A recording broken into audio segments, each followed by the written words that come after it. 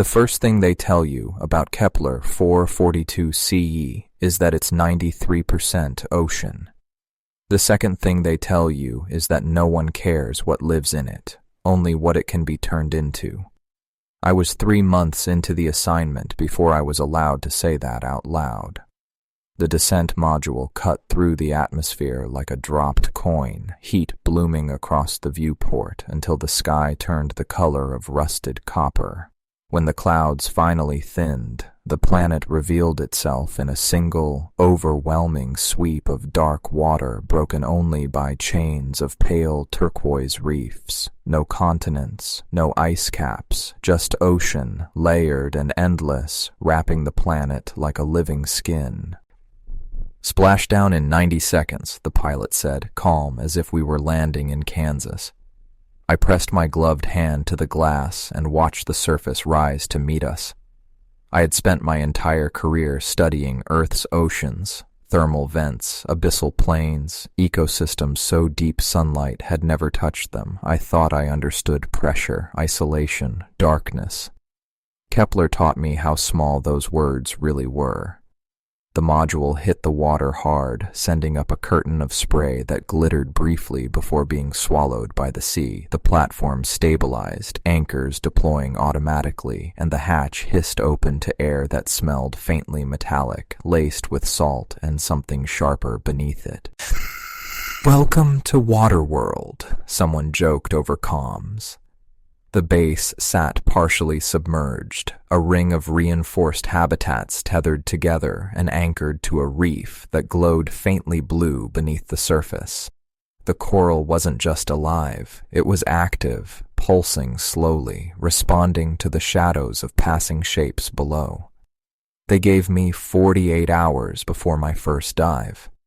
48 hours of briefings, warnings, and carefully curated data sets that showed vibrant schools of alien fish, translucent leviathans drifting through the depths, and sprawling coral forests that stretched farther than our sonar could map. What they didn't show were the anomalies. I found those myself on the third night, cross-checking bathymetric scans against dive logs. There were gaps, perfect circular voids in the reef, places no drone had been able to penetrate.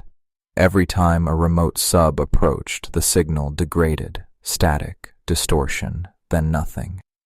When I flagged it, Command told me the same thing they told everyone else. Equipment failure. Focus on your assigned sector.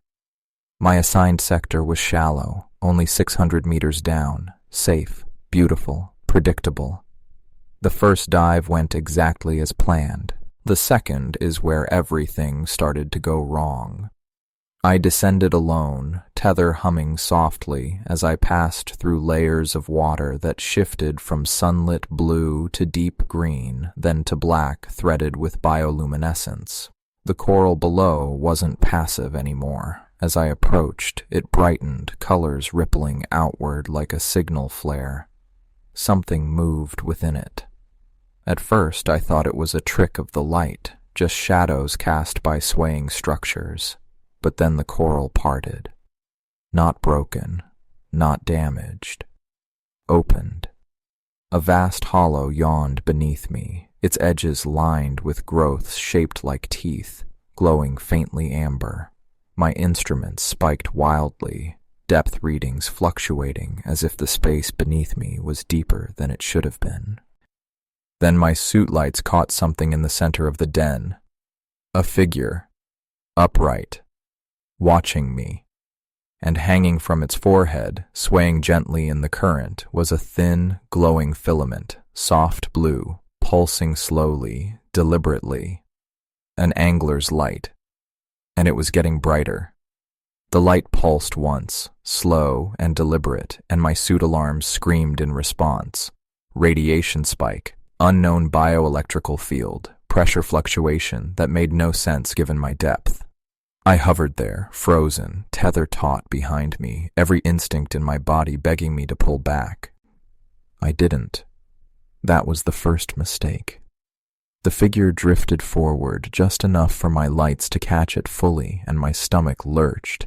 It was humanoid in the loosest, most insulting sense of the word. 2 arms, 2 legs, a torso, but everything else had been rewritten by the ocean. Its skin was mottled and semi-translucent, stretched thin over muscle that looked corded and wrong, as if it had grown in resistance to constant pressure. Gills fluttered along its neck and ribs, opening and closing with the rhythm of the water.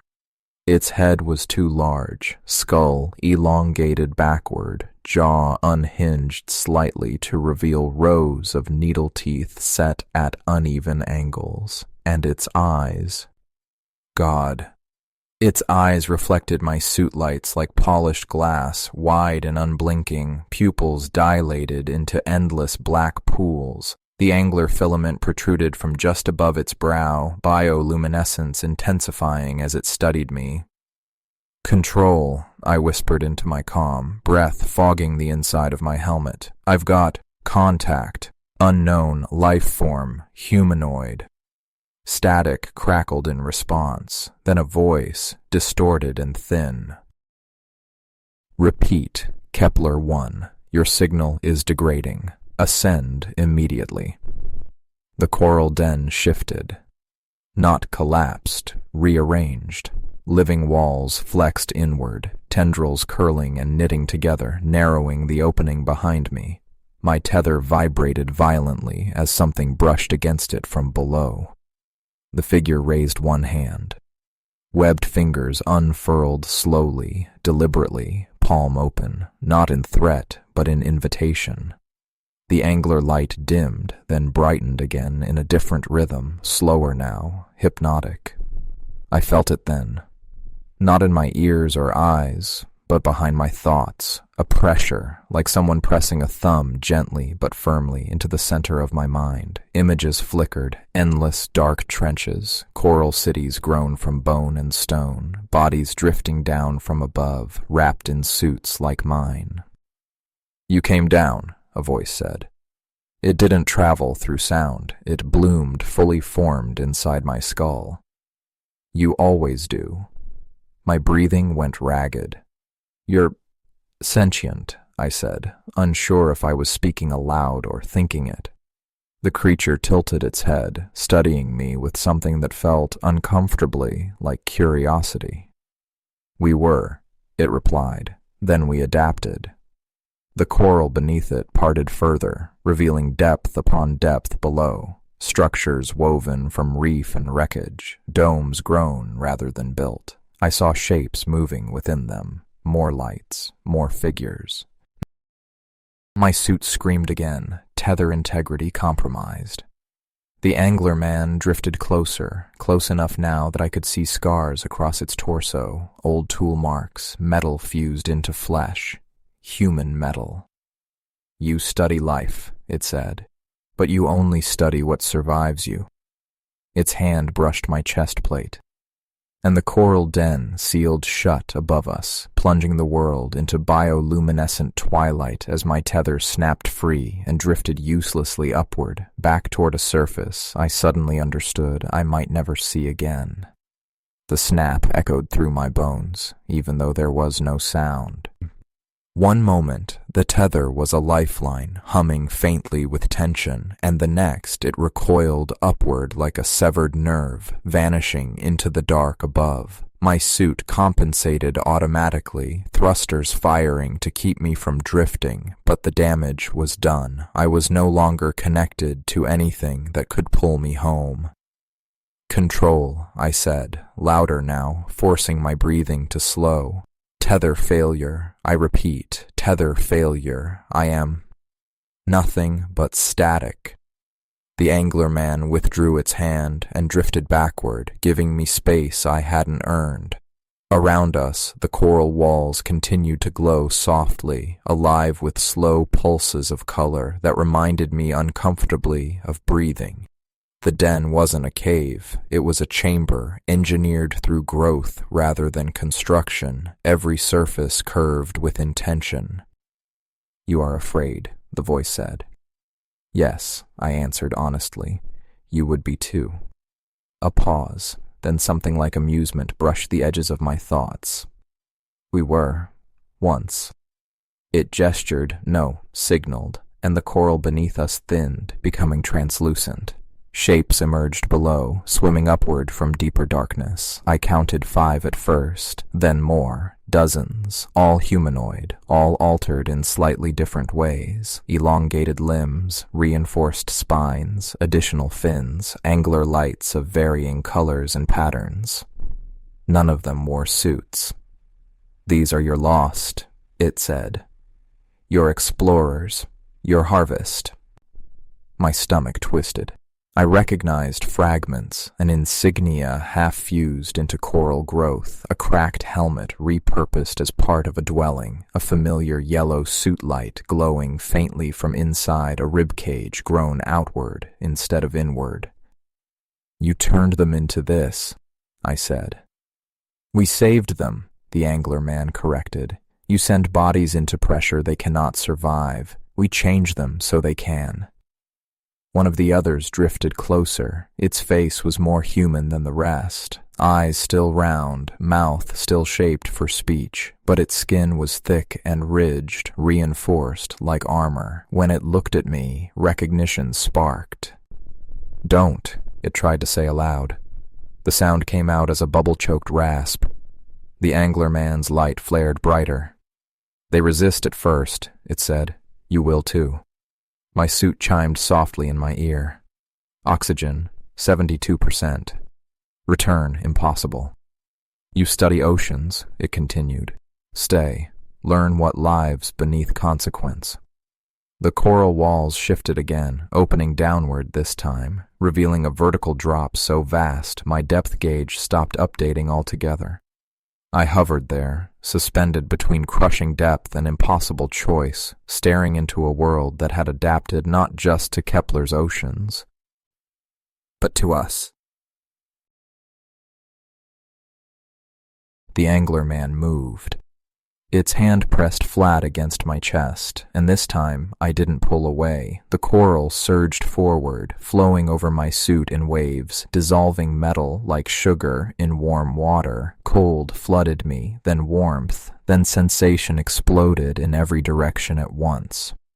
Pain came, but it was purposeful, reshaping rather than destroying. My lungs burned, convulsed, then opened in a way lungs never should. New passages formed along my neck and ribs, gills unfolding like memories being remembered by the body. My bones softened, bent, reforged under pressures that no longer frightened me.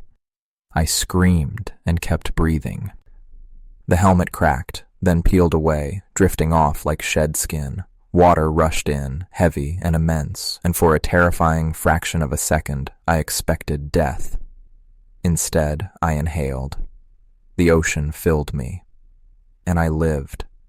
When it was over, I hovered there, naked to the water, body unfamiliar but strong, senses expanded beyond anything I had known. I could feel the city below me, not see it, feel it, every current, every life form, every slow, patient movement. The angler man drifted closer, studying me. "Welcome," it said. I looked down at my hands, webbed, clawed, luminous veins tracing beneath altered skin, and felt something settle inside me. Not loss. Adaptation. Above us, far beyond sight, the surface waited. Below us, the water world opened its arms. And this time, I chose to dive. The first true dive wasn't downward. It was inward. As I followed them into the city, I felt layers of myself peel back. Not memories, not personality, but assumptions. Things I had always believed were fixed, loosened, and drifted away. Time slowed. Direction stopped meaning what it used to. I didn't swim so much as yield, letting currents that felt almost intentional carry me through arches of coral that rang faintly as we passed, like stone struck underwater. The city was older than anything I'd studied. Structures rose from the depths in spirals, and lattices grown from coral fused with metal, bone, and unfamiliar materials that bent light strangely. Some sections pulsed softly, others lay dark and dormant, preserved rather than abandoned.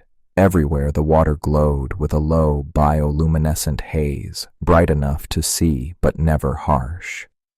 The people, my people now, I realized distantly, moved with effortless grace.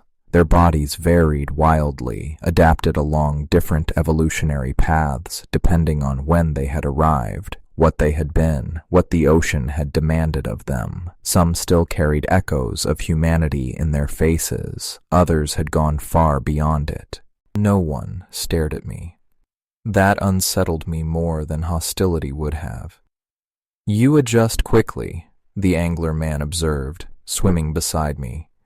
Its light pulsed in steady approval. "Your mind bends easily."